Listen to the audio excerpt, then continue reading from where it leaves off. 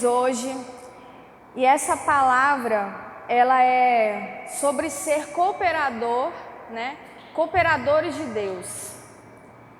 E lá em 1 Coríntios 3,19 e 2 Coríntios 6,1, depois você lê em casa, diz que nós somos cooperadores de Deus. E essa palavra cooperador, o sentido literal dela é aquele que opera juntamente com. Então, quando a Bíblia diz que nós somos cooperadores de Deus, ela está dizendo que Deus opera e que a gente opera junto com Deus. É como se Deus pegasse na nossa mão e falasse: vem trabalhar comigo, vem operar comigo. É eu juntamente com você. Isso significa cooperar com alguém, é operar junto com a pessoa. E nós recebermos esse título de cooperadores, isso é uma honra tão grande e uma graça tão grande. Sabe por quê? Em Lucas, no Evangelho de Lucas, no capítulo 1, versículo 13, diz que para Deus nada é impossível. Nada é impossível. Então, essa é a pessoa que nos chamou para cooperar com Ele.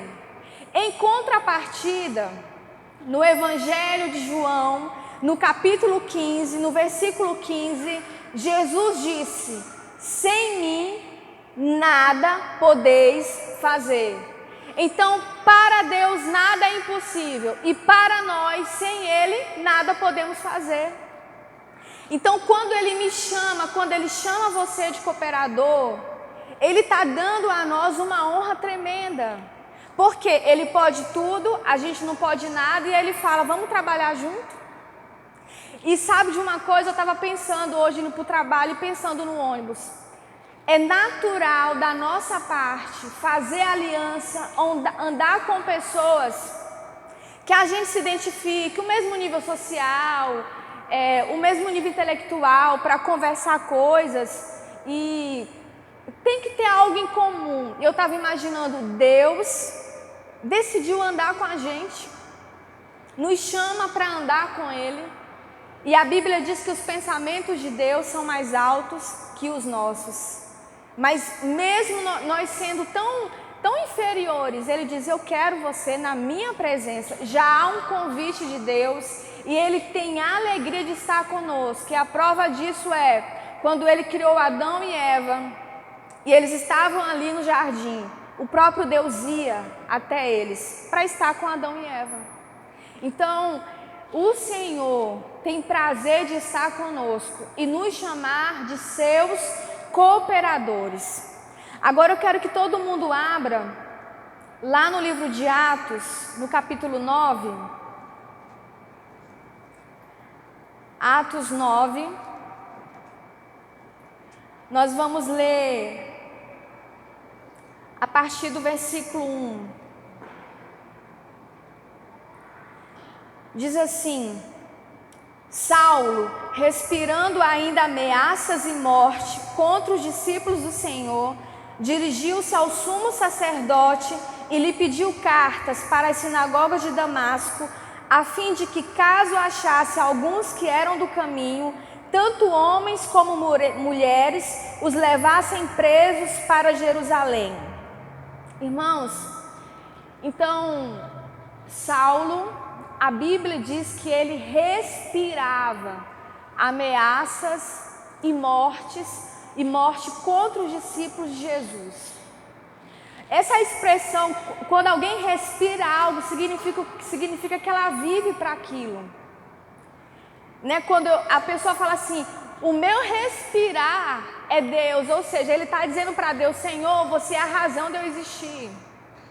E aqui estava dizendo que Saulo, ele vivia para perseguir os discípulos de Jesus. Saulo, ele era um jovem, ele era um fariseu. A Bíblia diz que ele mesmo fala de si que ele era extremamente zeloso. E ele diz que, segundo a lei de Moisés, ele era irrepreensível. irrepreensível. Ou seja, ele vivia a lei à risca. Então você imagina um jovem ousado como Saulo era. Ele foi muito ousado, sempre foi ousado, e com uma convicção de que Jesus e os discípulos de Jesus eram contra o Deus de Israel, era um falso profeta e que aquilo era uma seita e que devia acabar. Então esse jovem se levantou e o propósito de vida dele, o respirar dele era perseguir os discípulos de Jesus. E aí ele chega no sumo sacerdote e pede autorização, me dê cartas para onde eu chegar e ter um cristão, seja homem, seja mulher, eu traga preso para Jerusalém.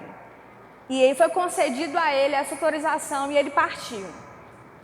E aí, irmãos, a palavra diz, prosseguindo aqui, que quando ele estava se aproximando de Damasco, veio uma luz muito intensa. E essa luz foi tão intensa que ele caiu por terra. E aí quando ele caiu, de repente ele ouve uma voz. E essa voz chama ele pelo nome, diz assim: Saulo, Saulo, por que me persegues? E a resposta de Saulo foi: Senhor, quem é você?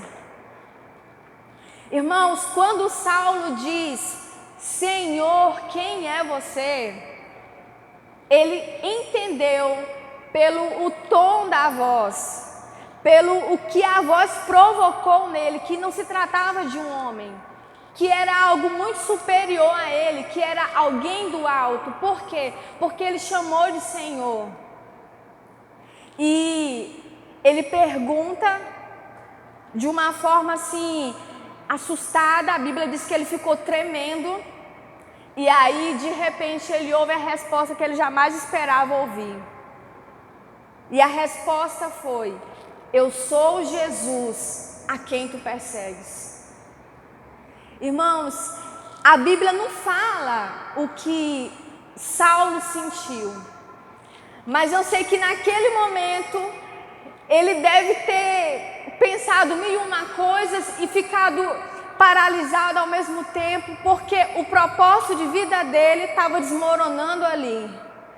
Porque ele achava que Jesus era um falso profeta e agora ele se dá conta de que Jesus é o Filho de Deus, é o Todo-Poderoso.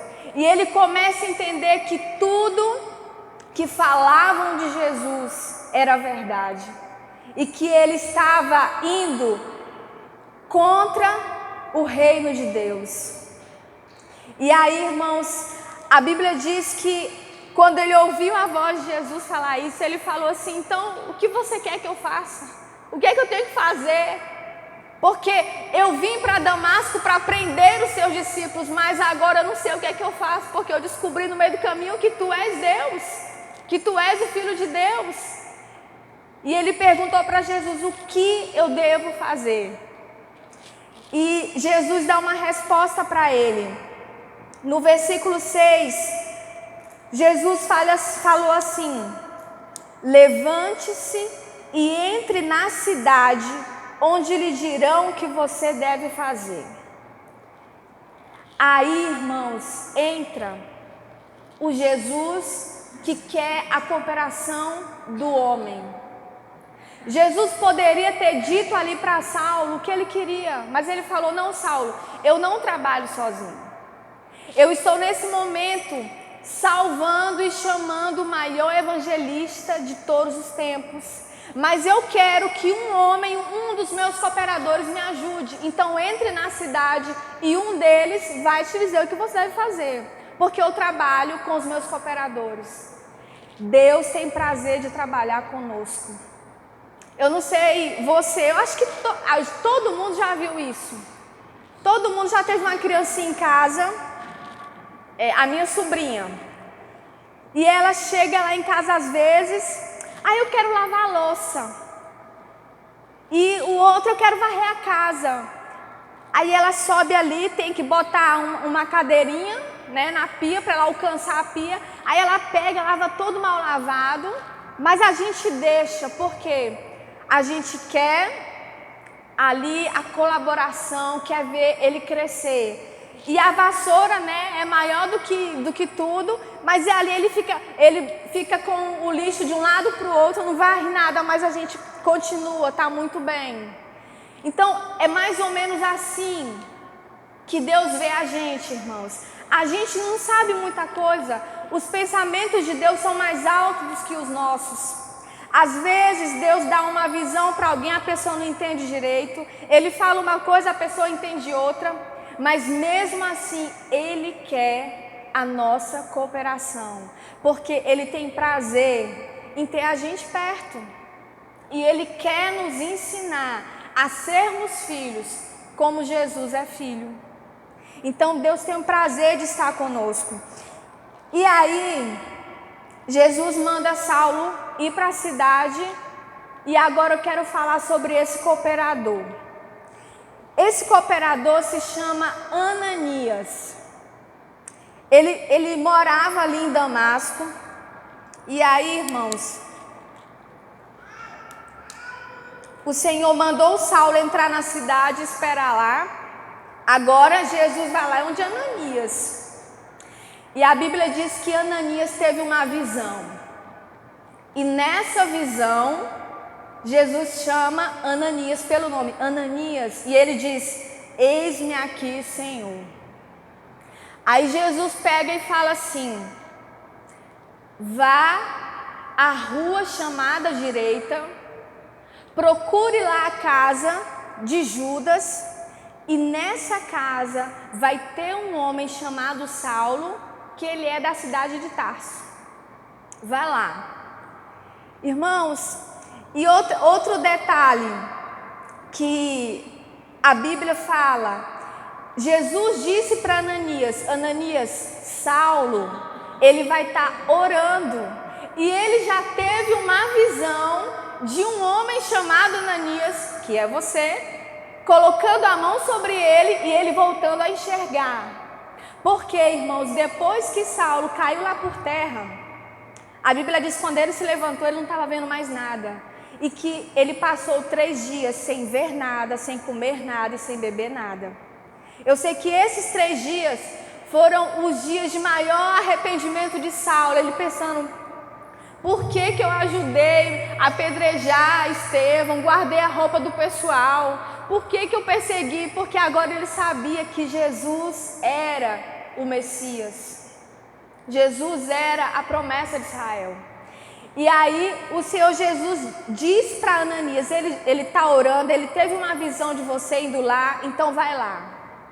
E é interessante que antes de Saulo chegar na cidade, já tem uma promessa da parte de Jesus que alguém vai conversar com ele, vai instruir a ele. E o Senhor Jesus dá uma palavra para Saulo. E Saulo ouviu a voz de Jesus de uma forma tremenda, e agora ele sabe que ele é Deus. E Saulo fica pensando com ele mesmo: esse Ananias vem, porque o Jesus que falou comigo, falou com ele, eu sei que, eu não sei onde esse Ananias está, mas ele vem. Eu não sei se Saulo teve a visão de Ananias no primeiro dia, no segundo dia ou no terceiro dia, mas ele estava aguardando Ananias, porque ele creu que Jesus é o Filho de Deus. E ele estava aguardando Ananias. Ananias era o cumprimento da visão de Paulo. Então, para um, o Senhor falou, ele virá. E para outro ele falou, vai lá. Você vê que Deus, ele trouxe à existência Ananias na vida de Saulo, antes mesmo de Ananias ir, porque o nosso Deus, ele traz à existência aquilo que ainda nem existiu, aquilo que ainda não existe, Deus traz à existência.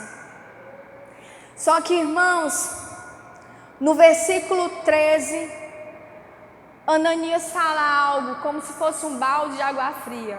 Ele fala assim para o Senhor Jesus: Senhor, de muito tenho ouvido a respeito desse homem, quanto mal tem feito aos teus santos em Jerusalém, e que aqui em Damasco ele tem autorização dos principais sacerdotes para prender todos os que invocam o teu nome. Então Ananias naquele momento ele abriu o coração e falou: Jesus, eu tenho medo daquele homem. Eu tenho medo, eu temo ir lá. Vá que eu vou ser o segundo mártir. Estevão já foi.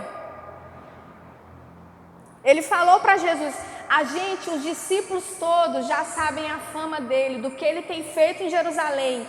E ele vem como um animal feroz para cá, para nos prender. Ananias é homem como nós. Todos os homens da Bíblia são pessoas como nós, que temem, que falham. E ele temeu. Mesmo o Senhor Jesus mandando ele ir, ele temeu. E nós também tememos. É muito bom ser usado por Deus, mas tem coisas que Deus manda a gente fazer que a gente fica: Senhor, eu não sei fazer isso. Eu não consigo. Deus, não dá. E o Senhor Jesus sabe disso. Mas mesmo Ele sabendo das nossas limitações, dos nossos medos, Ele fala: segura na minha mão. Para mim, não há nada impossível. Se você andar comigo, você vai ver também muitos impossíveis se tornar possível.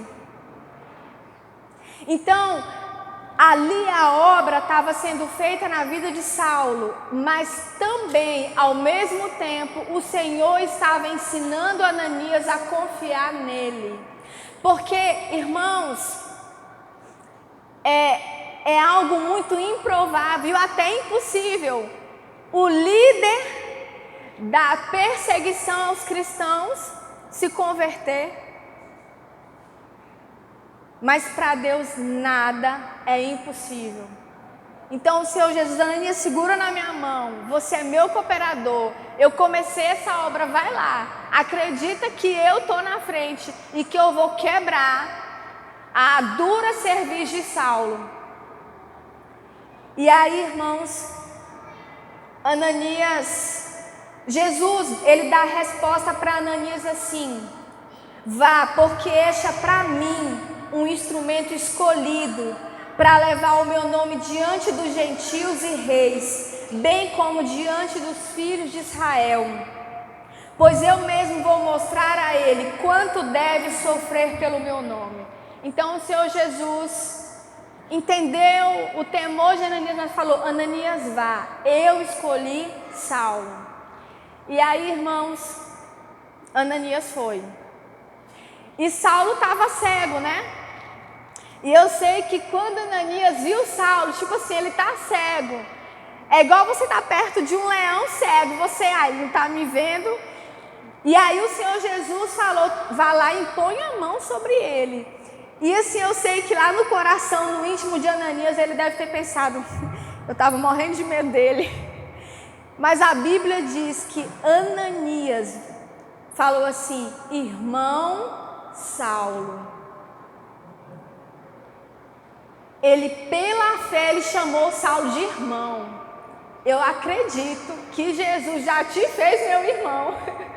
Eu te chamo de irmão Saulo, né? Então, ele rompeu o medo ali e já chamou Saulo para a irmandade. Irmão Saulo, o Senhor Jesus que apareceu a você no caminho para cá, me enviou para que você volte a ver e fique cheio do Espírito Santo. E a Bíblia diz que imediatamente caíram dos olhos de Saulo umas coisas parecidas com escama, e ele voltou a ver. A seguir levantou-se e foi batizado, e depois de comer sentiu-se fortalecido. Então, irmãos, quando o Senhor nos chama de cooperadores, é exatamente assim que Deus faz. Mesmo que eu e você, a gente tema, a gente não se ache capaz, creia que a porção que o Senhor deixou para você é sua e você vai dar conta de fazer, porque é pelo Espírito Santo que nós agimos. E Saulo começou ali o ministério dele, vendo como é que o Senhor Jesus trabalha, contando com os seus. E, irmãos, por que eu estou gravando essa ministração?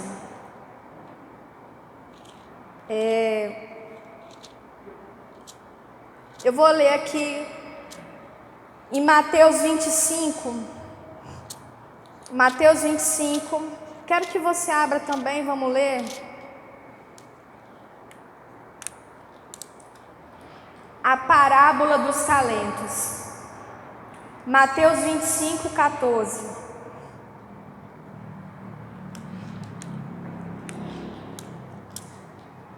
Mateus 25, 14. Jesus está falando aqui uma parábola para os seus discípulos e diz assim: pois será como um homem que, ausentando-se do país, chamou os seus servos e lhes confiou os seus bens. A um deu 5 talentos, a outro deu 2 e a outro deu 1, de acordo com a capacidade de cada um deles. E então partiu. O servo que tinha recebido 5 talentos saiu imediatamente a negociar com eles e ganhou outros 5. Do mesmo modo, o que tinha recebido 2 ganhou outros 2. Mas o servo que tinha recebido 1 talento, saindo, fez um buraco na terra e escondeu o dinheiro do seu senhor. Depois de muito tempo, o senhor daqueles servos voltou e fez um ajuste de contas com eles. Aproximando-se o que tinha recebido 5 talentos, entregou outros 5, dizendo: o senhor me confiou 5 talentos, eis aqui outros 5 que ganhei. O senhor disse: muito bem, servo bom e fiel, você foi fiel no pouco, sobre o muito colocarei. Venha participar da alegria do seu senhor. E aproximando-se também o que tinha recebido 2 talentos, disse: o senhor me confiou 2 talentos, eis aqui outros 2 que ganhei. Então o senhor disse: muito bem, servo bom e fiel, você foi fiel no pouco, sobre o muito colocarei. Venha participar da alegria do seu senhor.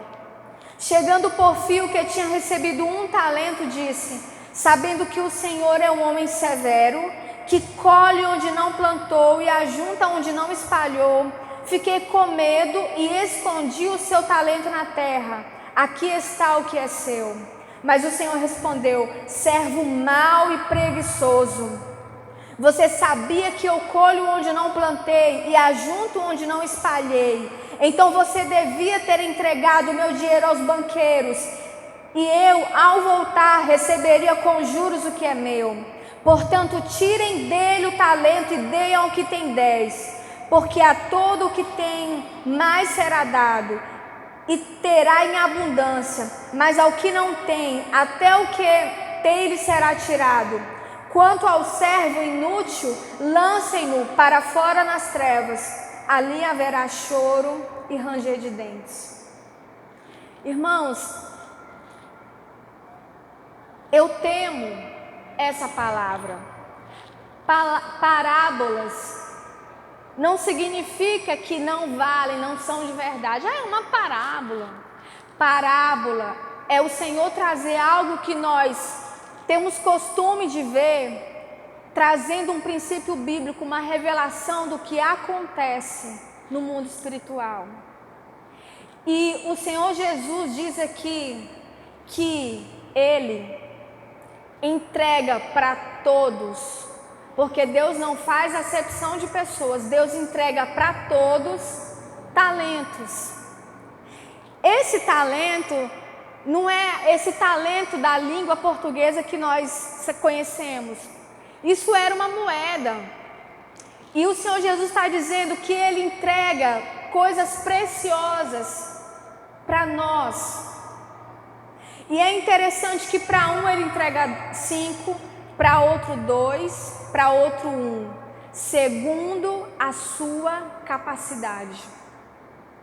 Então, verdadeiramente, tem pessoas que têm uma capacidade maior e que Deus entrega mais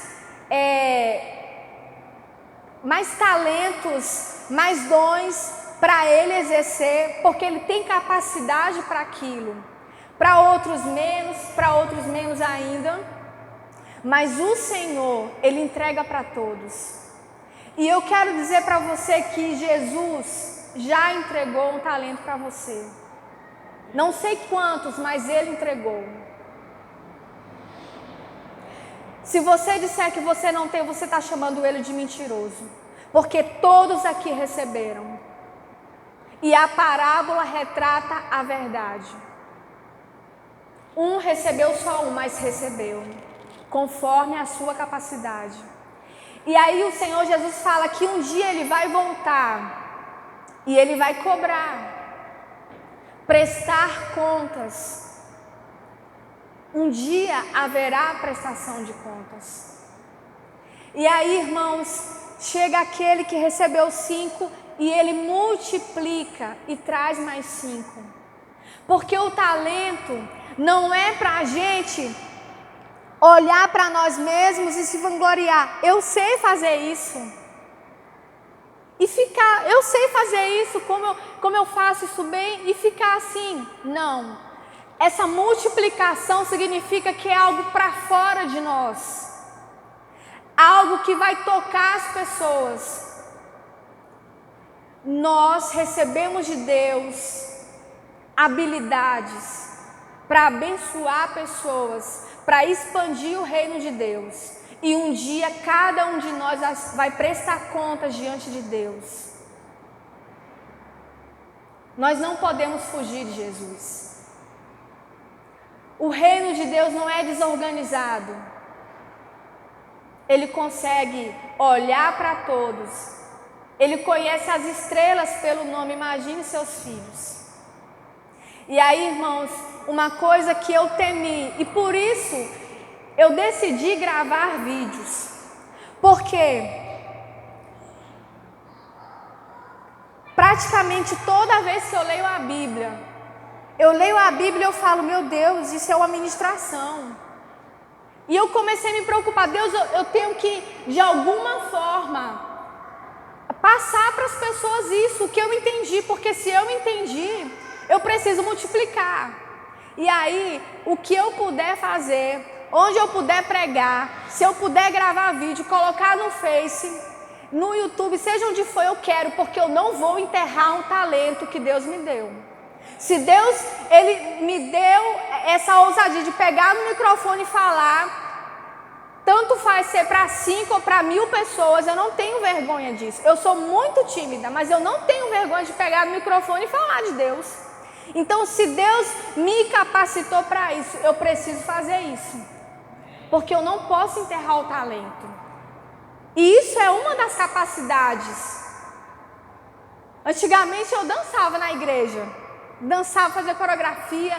E é incrível que quando eu aceitei Jesus em 2001, eu chamei as crianças da igreja, ninguém me disse nada. Por minha própria conta eu chamei, ei, vamos dançar? Vamos. E aí eu fiz um grupo de coreografia e comecei a dançar. E aí dancei com elas e tal, dancei até uns tempos aí. E eu já vi pessoas falar, Sâmia, quando você dança, eu sinto a presença de Deus, então já multipliquei. Eu coloquei uma mensagem no Face, uma pessoa compartilhou e falou assim, era essa palavra que eu precisava ouvir. Pronto, já valeu a pena. O que importa é se alguém fora mim foi abençoado. Então, sabe, irmãos, eu não sei o talento que Deus lhe deu, mas você precisa multiplicar. Você precisa abençoar alguém. Os irmãos da fé e os que não são da fé com o que Deus lhe deu, porque Ele vai cobrar. E nós estamos vivos e estamos com saúde e vigor para colocar o talento em prática, para multiplicar. Então a gente precisa fazer a obra de Deus. E sabe uma coisa? Jesus é justo. Para o que ele deu 5, ele recebeu mais 5 e falou: servo bom e fiel, entra no gozo do teu Senhor.